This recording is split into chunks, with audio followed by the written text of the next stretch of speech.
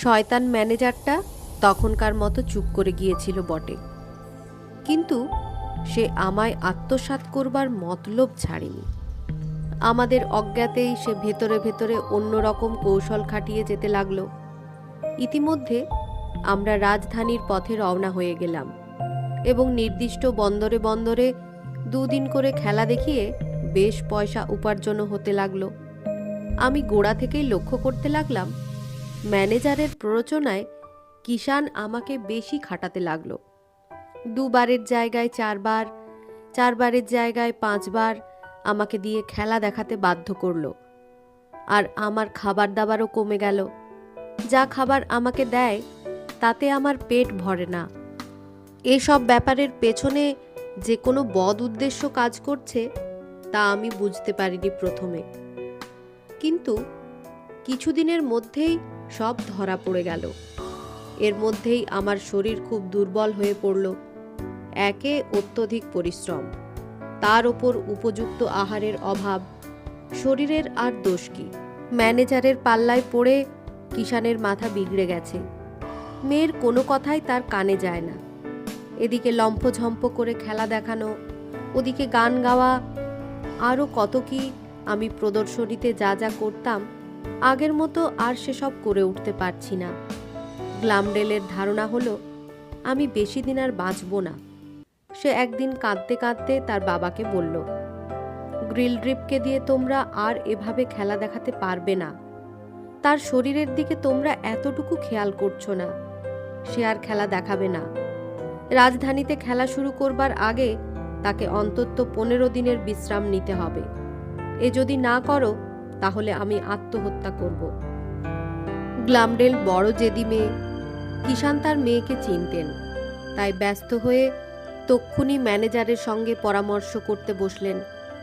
কিষানের কথা শুনে ম্যানেজার তখন উল্টো চাপ দিল কিষানকে। বলল, খেলা না দেখালে চলবে কি করে? রাজধানীতে তাহলে আমার মুখ দেখানোই দায় হয়ে উঠবে। আপনার কি মশাই, আপনাকে এখানে কেই বা চেনে? আমায় যে এখানেই করে খেতে হবে। যে করেই হোক খেলা দেখাতেই হবে। কিষানেরও টাকার লোভ। 15 দিনে অনেক টাকার ক্ষতি হয়ে যাবে। এমন ক্ষতি সহজে কি করে মেনে নেব? অথচ মেয়ের শাসানিও এড়াতে পারছেন না। বেচারা পড়লেন এক আচ্ছা ফেসাদে। ম্যানেজার তখন বলল, আপনার গ্রিলডিপকে যেভাবে রোগে ধরেছে তাতে 15 দিন বিশ্রাম নিলেই যে সে সেরে উঠবে তার কিন্তু কোনো নিশ্চয়তা নেই। যদি না সেরে ওঠে তাহলে এত প্রচার চারিদিকে সব ব্যর্থ। খেলা দেখিয়েই মরুক, টাকাটা অন্তত উঠে আসুক। আমি রাজধানীতে খেলা দেখিয়ে লক্ষপতি হব আশা করেছিলাম, বললেন কিষান। তবেই দেখুন, যা উঠে আসে সেটাই লাভ। তারপর খদ্দের দেখে তাকে বেচে দিলেই হলো। মরুক বাঁচুক কে আর দেখতে যাচ্ছে? এই কথা বলল ম্যানেজার। উদ্দেশ্য সিদ্ধির জন্য যতটা দরকার তার চাইতেও বেশি চাপ দিয়ে ফেলেছিল ম্যানেজার কিষানকে। সেও বোধহয় গ্লামডেলের বিগড়ে যাবার ভয়ই করল। তাই একটু নরম হয়ে বলল, ঠিক আছে, ঝুঁকি একটু নেওয়াই যাক না। দিন 15 বিশ্রাম দেওয়াই যাক গ্রিলড্রিপকে। তারপর আপনার তো কিছু টাকার দরকার। শরীর তার যেমনই থাকুক, তাকে দেখালে কিছু পয়সা অন্তত পাওয়া যাবে দিন 15 বাদে। দিন কতক খেলা দেখিয়ে তাকে বিক্রি করে দিলেই চলবে। আমিও এই ঝামেলা থেকে অব্যাহতি পেয়ে যাব, আপনারও রেহাই হয়। পয়সা কড়ি নিয়ে দেশে চলে যেতে পারবেন। যুক্তিটার ফন্দিটুকু কিষান বুঝতে পারলেন না, তাই সহজেই রাজি হয়ে গেলেন। তার দরকার টাকা, যত কম ঝামেলা আসে ততই ভালো। তখন গ্লামডেলকে কিষান বোঝালেন যে রাজধানীতে নিয়ে গিয়ে আমার সেবা যত্নের কোনো ত্রুটি করবেন না। সেখানে ডাক্তারও আছে, দরকার হলে আমার চিকিৎসার ব্যবস্থাও করা যাবে। সে যেন ভাবনা না করে। ওদিকে ম্যানেজার যে আমার জন্য খদ্দের দেখার কথাটা কিষানের কাছ থেকে আদায় করে নিয়েছে সে খবরও আমার জানতে বাকি রইল না। অর্থাৎ সে রাজধানীতে নিয়ে দিন কতক আমায় দিয়ে খেলা দেখিয়ে যা টাকা উঠবে সেটা কিষানের হাতে দিয়ে, যা হোক আরও কিছু তার হাতে ধরিয়ে দিয়ে আমায় বেনামিতে কিনে নেবার ব্যবস্থাটা একরকম পাকাপাকি করে ফেলল। এই ফিকিরবাজ কসাইয়ের হাত থেকে কি করে পরিত্রাণ পাওয়া যায় সেটাই হয়ে দাঁড়ালো প্রধান ভাবনা। ঈশ্বরের দয়া বলতে হবে। রাজধানীতে পৌঁছবার পর একদিন অপ্রত্যাশিতভাবে একটা সুযোগ জুটে গেল। রাজধানীতে পৌঁছনোর আগেই অবশ্য জোর প্রচার শুরু হয়ে গিয়েছিল সেখানে। প্রচারিত জ্যান্ত পুতুলের খেলা আরম্ভ হতে তখন 3 দিনের বাকি ছিল। কিন্তু হলে কি হবে, প্রচারের গুণে আগে থেকেই মানুষের ভিড় জমতে আরম্ভ করল। বিশ্রামে থেকেও আমি স্বস্তি পেলাম না। দিনে 2-1 বার করে বেরোতেই হলো আমায়। তাতে কিষান সুযোগ পেয়ে গেল, আমার বিশ্রাম নেওয়া শিখেই উঠল। কিষানের সঙ্গে ম্যানেজারের কথা হয়েছিল 7 দিন খেলা দেখানোর পর আমায় বিক্রি করে দেবার ব্যবস্থা করা হবে। তাই সে একরকম জোর করেই আমায় খেলায় নামালো।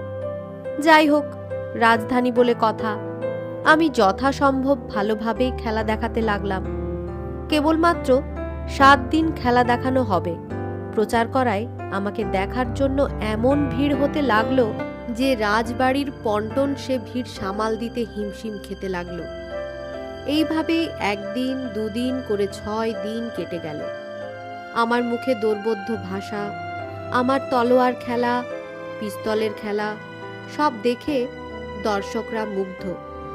এতটুকু একটা ক্ষুদে প্রাণীর এত কেরামতি ওদের কাছে অবাস্তবই বলে মনে হতে লাগলো। অথচ আর মাত্র 1 দিন পরেই খেলা বন্ধ। বন্ধ আর কি, আসলে কিষানের হাতে টাকা আসায় বন্ধ। সেই খেলাও চলবে, টাকাও উঠবে, তবে তারপর থেকে টাকা যাবে জালিয়াত ম্যানেজারের পকেটে, আর আমার হবে প্রাণান্ত।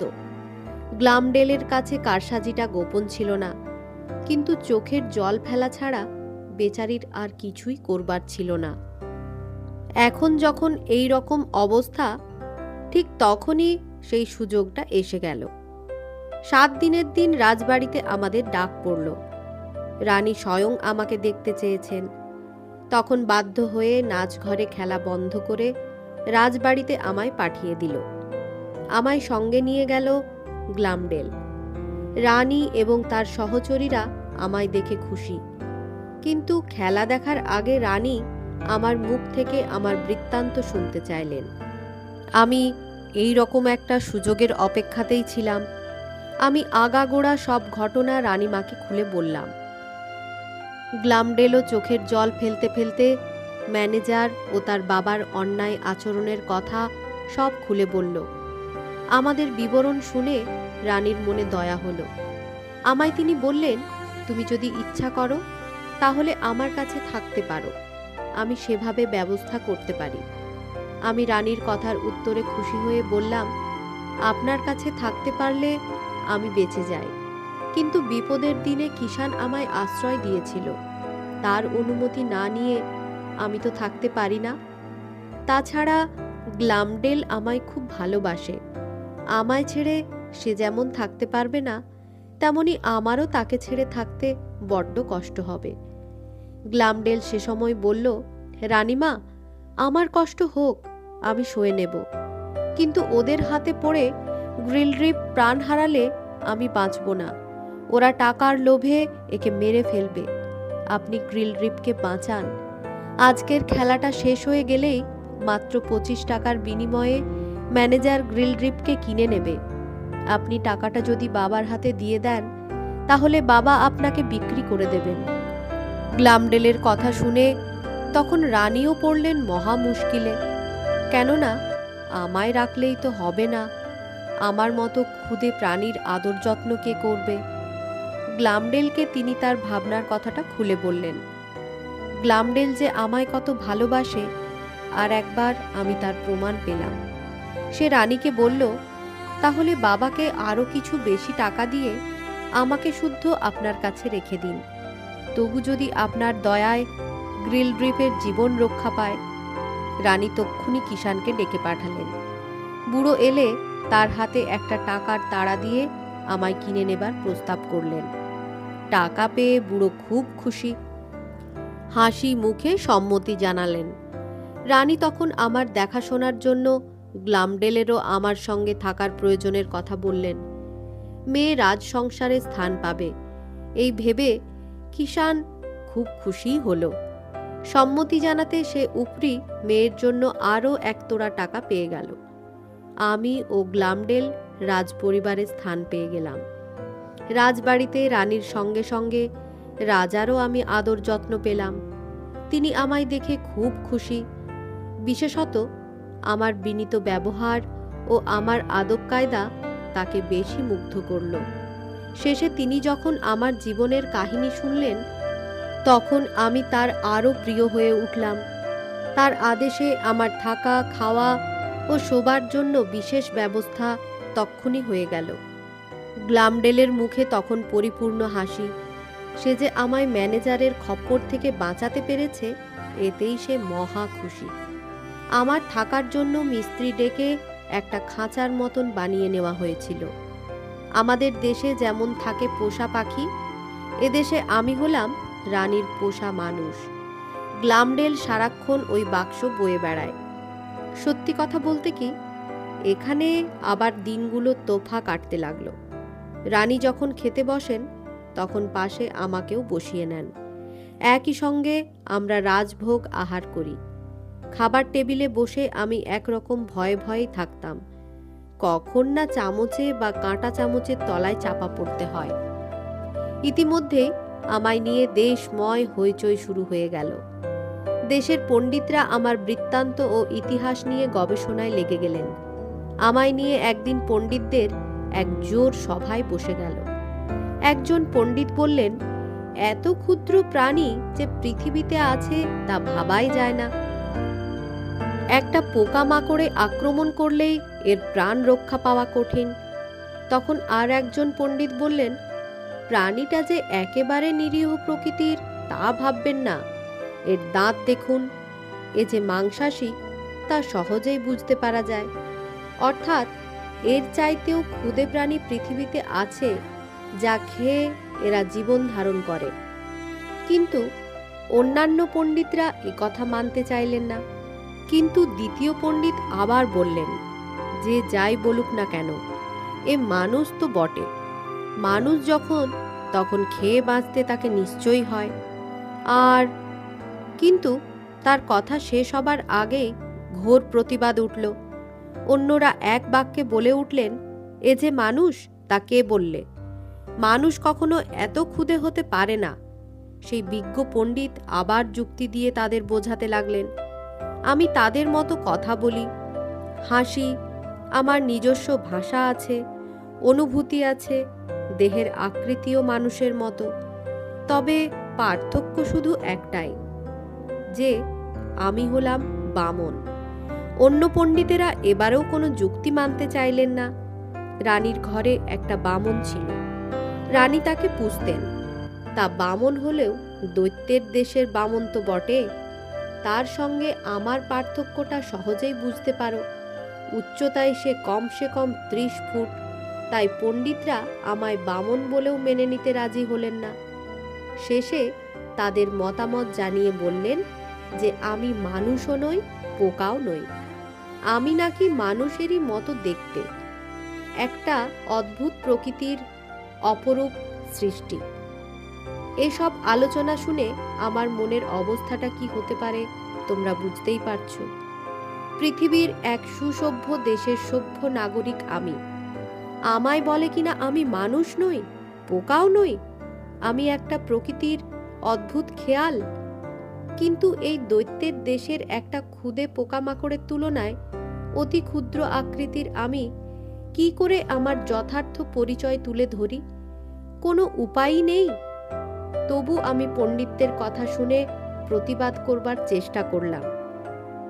কিন্তু আমার কথা শুনে তারা এমনভাবে হেসে উঠলেন যে সে হাসির শব্দে আমার ভিড়মি খাবার জোগাড় হলো। শেষ পর্যন্ত অবশ্য ওরা কোনো সিদ্ধান্তেই পৌঁছতে পারলেন না। আমিও হাঁপ ছেড়ে বাঁচলাম। এদিকে দেখা দিল আর এক মহা বিপদ। আমি রাজবাড়িতে আদর যত্ন পাচ্ছি, রানী আমার খাতির করেন, এটা কিছুতেই পোষা বামনটা সইতে পারছিল না। বামন, কিন্তু দৈত্যের দেশের বামন তো, সুতরাং বুঝতেই পারছো আমার কাছে এও একটা ক্ষুদে দৈত্য ছাড়া আর কিছুই নয়। ওই বেটা কিছুতেই আমায় যেন বরদাস্ত করতে পারছিল না। নানাভাবে আমাকে মেরে ফেলার চেষ্টা করছিল সে। একদিন খাবার সময় এমন আচমকা ধাক্কা মারল যে আমি হুমড়ি খেয়ে একটা শরবতের বাটিতে পড়ে গেলাম। হঠাৎ পড়ে যাওয়াতে নাকানি চুবুনি খেতেই হলো, কিন্তু সাঁতার জানা ছিল তাই রক্ষা পেয়ে গেলাম। গ্লামডেলকিচ নিকটেই ছিল, তাড়াতাড়ি ছুটে এসে আমায় উদ্ধার করল। আহা, বামন বেচারার তখন যা হাল! রানী ওই বেয়াড়াপনার শাস্তিস্বরূপ তাকে দিয়ে বাটির শরবতটুকু গেলালেন। ওতেই শেষ হলো না, কয়েক ঘা চাবুকও তার উপহার জুটল। বুঝতেই পারছো বামনটা এই অপমান সহজে হজম করতে চাইবে কেন। এরপর থেকে তার শত্রুতা আরও বেড়ে গেল। একদিন রানী খাবার খেয়ে উঠে গেছেন, আমার খাঁচাটা তখন তার টেবিলে। এমন সময় বামনটা কোত্থেকে সেখানে এসে হাজির হলো। ঘর ফাঁকা পেয়ে সে আমার খাঁচার নিকটে এসে দাঁড়ালো। টুক করে সে হাতে তুলে নিল। তারপর একটা মাংসের হাড়ের ছিদ্রের ভেতরে আমায় চেপে চুপে ঢুকিয়ে দিল। ভাগ্যিস ওটা তখন গরম ছিল না, তাহলে নির্ঘাত আমার হাত পা পুড়ে যেত। আমার ভাগ্য ভালো বলতে হবে এজন্য যে বামনটার অত্যাচার বেশি দিন সইতে হলো না। রানী কি করে একদিন সবই টের পেয়ে গেলেন, আর তখনই বামনটাকে দূর করে তাড়িয়ে দিলেন।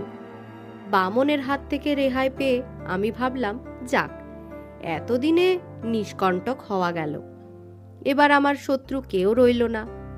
হায়, তখন যদি জানতাম যে এই দৈত্যের দেশে একমাত্র বামন আমার শত্রু নয়, এখানকার প্রতি ধূলিকণার মধ্যেই আমার বিপদ। একদিন খেতে বসে পড়লাম মাছির পাল্লায়। সেই প্রথম কোত্থেকে ছুটে এসে বন বন শব্দে মাথার ওপর ঘুরপাক খেতে আরম্ভ করলো। নামে মাছি বটে, কিন্তু আকারে এরা একটা আমাদের দেশের শকুনের মতো। আমি ডিশ থেকে ছুরি নিয়ে তাদের তাড়া করতে যেতে রানী সেগুলোকে তাড়িয়ে দিলেন। এরপরই যেন শুরু হলো বিপদের বন্যা। সামাল দিতে দিতেই আমার প্রাণান্ত হতে লাগলো। গ্লামডেলকিচ একদিন বুঝি আমার খাঁচার দরজা বন্ধ করতে ভুলে গিয়েছিল। ব্যাপারটা আমারও নজরে পড়েনি। হঠাৎ খাঁচার ভেতর গুঞ্জন শুনে তাকিয়ে দেখি খোলা দরজা পথে কয়েকটা বিকট চেহারার বোলতা ঢুকে একটা রুটির টুকরো নিয়ে পালাবার মতলব করছে। আমার তলোয়ারের ঘায়ে সবকটিকেই প্রাণ হারাতে হলো। আর একদিন গ্লামডেল আমায় সঙ্গে নিয়ে বাগানে বেড়াতে গিয়েছিল। হঠাৎ কি একটা কাজ মনে পড়ায় আমায় বাগানে রেখেই সে ফিরে গিয়েছিল। এসে আমায় তুলে নেবে এই ছিল তার ইচ্ছে, কিন্তু ওর ফিরে আসার আগেই আমি বিপদে পড়ে গেলাম। শুনলে তোমাদেরই হাসি পাবে। শিলাবৃষ্টির পাল্লায় পড়ে প্রাণ খোয়াতে বসেছিলাম একরকম। শিলা তো নয়, যেন পাথরের চাঁই। ওই বাগানেই আর একদিন ইঁদুরের গর্তে পড়ে গিয়ে কি নাকালিনা হয়েছিলাম। আমাদের দেশের মতো কোদাল দিয়ে কাটা চাপড়া চাপড়া কিছু মাটি এক জায়গায় জড়ো হয়েছিল। এই দেখে হাঁটতে হাঁটতে সেদিকে এগিয়ে গিয়েছিলাম। মাটিগুলো যে ইঁদুরের গর্ত তা বুঝতে পারিনি। উঠে একটু হাঁটা চলা না করতেই মাটির চাপড়ার ফাঁক গলে একেবারে গর্তের মুখের ভেতরে চলে গেলাম। ভয়ে আর্তনাদ করে উঠলাম আমি। নেহাত জাহাজি মানুষ, কায়দা কসরত করতে অভ্যস্ত হয়ে গিয়েছিলাম, তাই ওরই মধ্যে একসময় দুলতে দুলতে মাটির চাপড়া বেয়েই ইঁদুরের গর্তের ভেতর থেকে নিজেকে টেনে তুললাম। উফ, ভাবতেও এখন বুক ঢিপ ঢিপ করে। কোথাও দুপা বেরুনোর উপায় ছিল না। আমার জন্য বিপদ যেন একেবারে ওত পেতে থাকত। ভাগ্য বিড়ম্বনা আর কাকে বলে! এই রাক্ষসে দেশে আমি এতই নগণ্য আর ক্ষুদ্র ছিলাম যে সাধারণ পাখিটি পর্যন্ত আমায় ধর্তব্যের মধ্যেই আনত না। এখন তাদের ডানার ঝাপটায় যদি আমার বিপদ দেখা দেয়, তাদেরই বা কি দোষ বলুন? আমি সাধারণত ভয়ে ভয়ে থাকতাম। কিন্তু একদিন কি দুর্মতি হলো, লাঠি নিয়ে একটা পাখিকে তেড়ে গেলাম। ভাবলাম নিশ্চয়ই সেটা ভয়ে উড়ে পালাবে। কিন্তু ও মা, উড়ে পালানো তো দূরের কথা, দিব্যি ঘাড় টান করে ঘুরে দাঁড়ালো, যেন এমনই ভাব খুদেটার তো সাহস কম নয়। পাখিতে মানুষের দিব্যি টানা হ্যাচড়া শুরু হয়ে গেল। কিন্তু আমি বুঝতে পারলাম যে এই সাহস দেখিয়ে মোটেই বুদ্ধিমানের কাজ করিনি।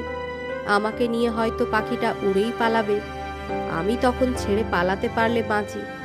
কিন্তু পাখিটা যেভাবে ঠোঁটে আর পায়ের নখে আমায় আঁকড়ে ধরেছে, তা থেকে ছাড়া পাওয়া কঠিন কাজ। শেষ পর্যন্ত কি হতো তা বলা যায় না। দূর থেকে রানীর চাকর দেখতে পেয়ে দৌড়ে এসে আমাকে পাখির কবল থেকে উদ্ধার করে। পথে ঘাটে চারিদিকে আমার এই বিপদের কথা গ্লামডেলকে আমি সব বললাম না, তাহলে আমার চাইতে সে বেচারির বেশি কষ্ট হতো। ভয়ে ভাবনায় বোধহয় একটু ঝিমিয়ে পড়েছিলাম, শরীরও বোধহয় একটু দুর্বল হয়ে পড়েছিল।